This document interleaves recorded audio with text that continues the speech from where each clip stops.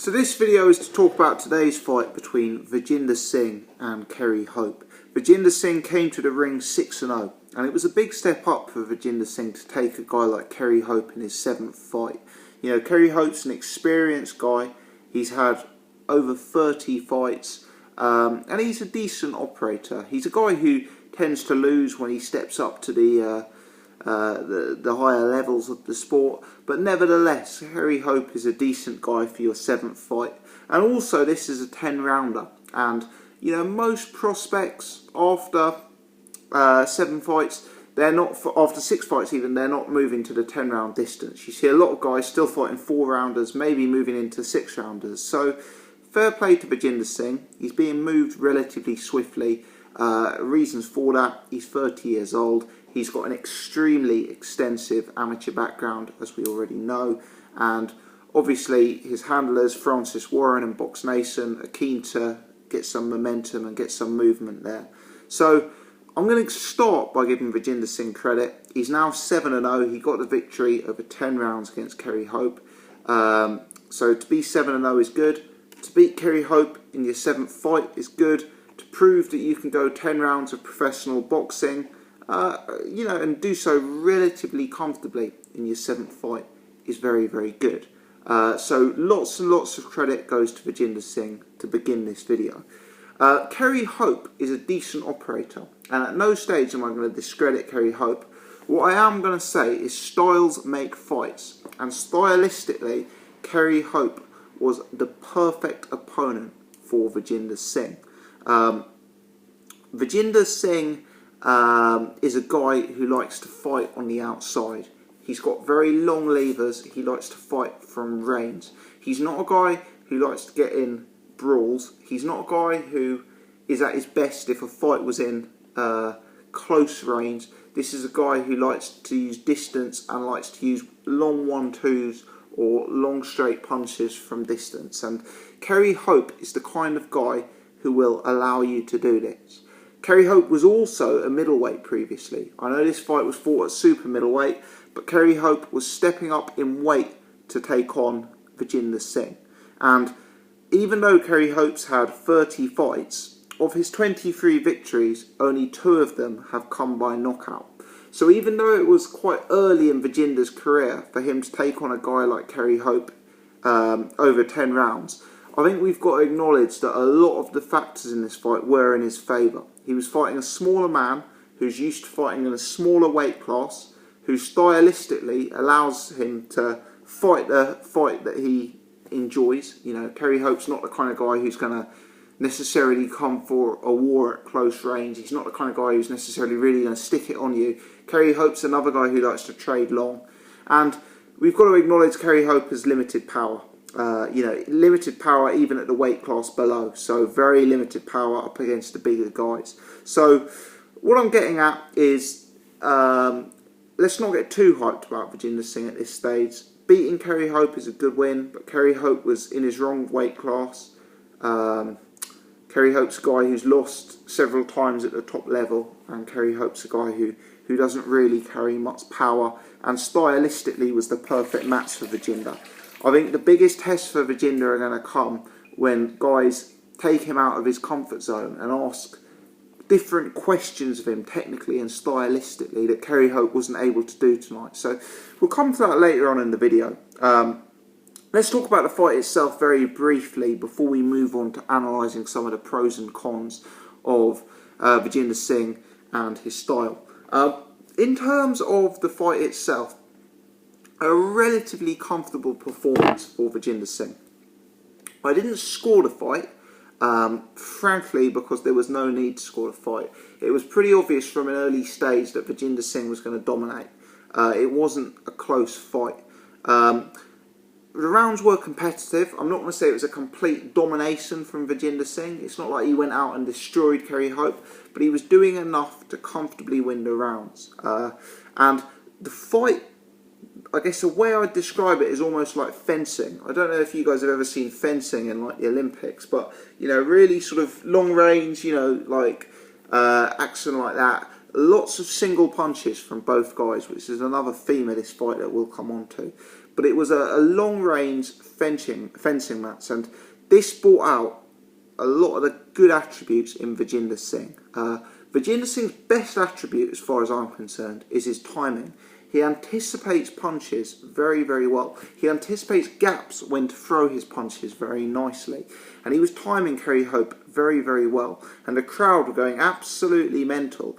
A lot of the times the crowd were exploding and screaming for him and going mental, even if Vijender Singh was actually being inaccurate. But regardless, on the whole, Vijender Singh's timing was very nice. And his shot selection, his punch selection was very good.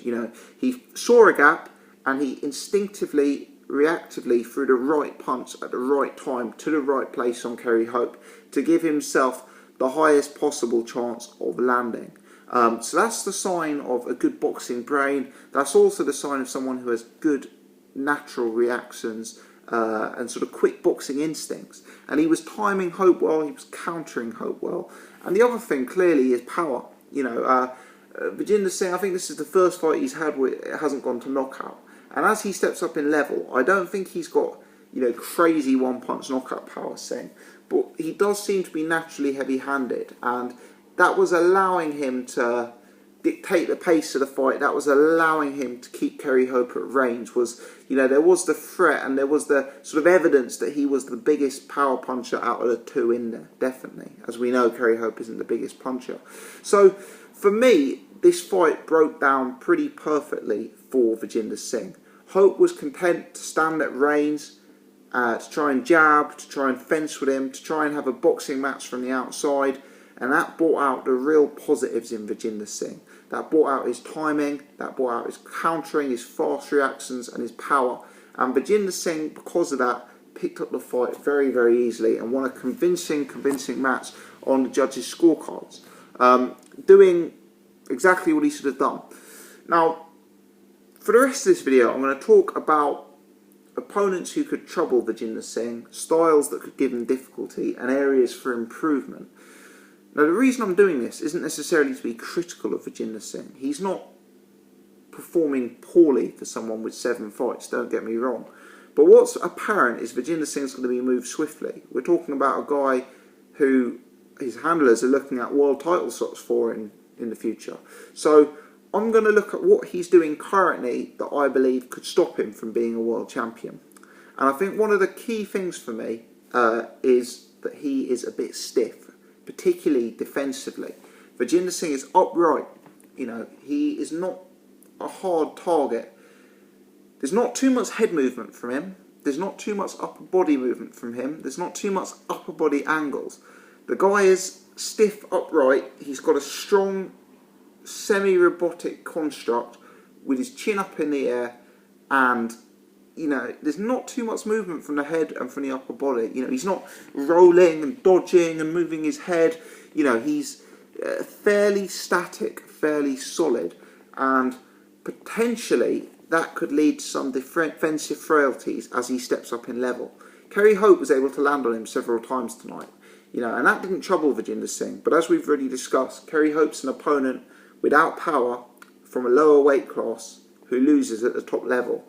And the fact that Kerry Hope was able to land on him a few times certainly gives me a fear, a concern that as he steps up in level, maybe as he moves towards the top 20, top 30 of the super middleweight division, that he could potentially get landed on fairly regularly, which is a concern. My other worry about Vijender Singh is the fact that he is very reliant on single punches. He really likes to lead with a cross, a straight cross. He's got a very good jab, obviously Olympic pedigree, amateur pedigree. He needs to use his jab more. Too many times, and this ties in with the fact that he likes to counterpunch.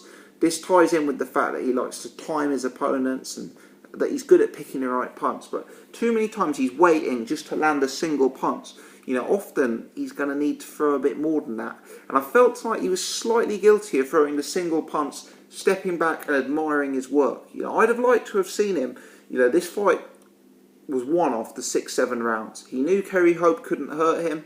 He knew he was well ahead in the scorecards. I'd have liked to have seen him gone through the levels a bit more. Find a different gear. I'd have liked to have seen him push for the stoppage. Really start to put the heat on. And The way to do that for me would have been to control the pace with a jab, you know, a consistent jab, a double jab to push Kerry Hope back, a jab to the body, jab to the head, and then throw your big right hand off it. You know, if you do that, you're going to be a lot more devastating in terms of your power than if you're just looking for that single punch and then step back and admire your work and let the crowd go mental. So I think, you know, a slight stiffness and a slight lack of sort of upper body and head movement is a concern for him defensively. A concern for him offensively is that he's a bit reliant on single punches, and he's perhaps not utilising his jab, perhaps not working combinations coming off the jab as much as he should be. So those are areas for improvement I'd highlight within this game. Finally, for me, there's a question about versatility there. As I've said, stylistically, Kerry Hope was tailor-made for Vijender Singh tonight. I'm not sure Vijender Singh is a guy who's going to like it on the inside. I'm not sure Vijender Singh is going to like it in a real scrap where he has to fight a war. For me, Vijender Singh is a guy who likes distance, who likes range, who likes space to operate. Vijender Singh is a guy who likes to fight at his own pace. He's a guy who likes to have space to operate in and time his work crisply and throw long punches. He's got long levers. He likes to punch from a distance.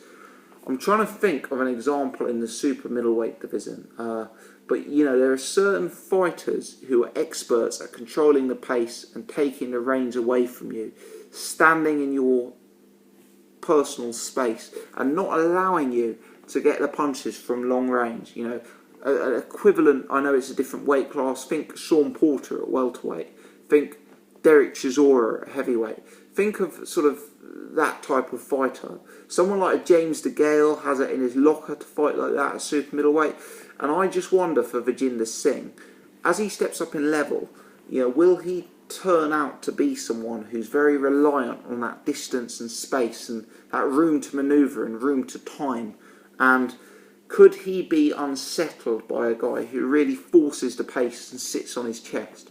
But all in all, I don't want to be critical. As I say, very, very, very convincing win, a comfortable win, proven he can go 10 rounds, proven he can beat an experienced operator like Kerry Hope at an early stage in his career, and lots of positives there. But just to reiterate, in terms of Vijender Singh and being a potential world champion, defensively, I'm worried he's a bit stiff and a bit upright.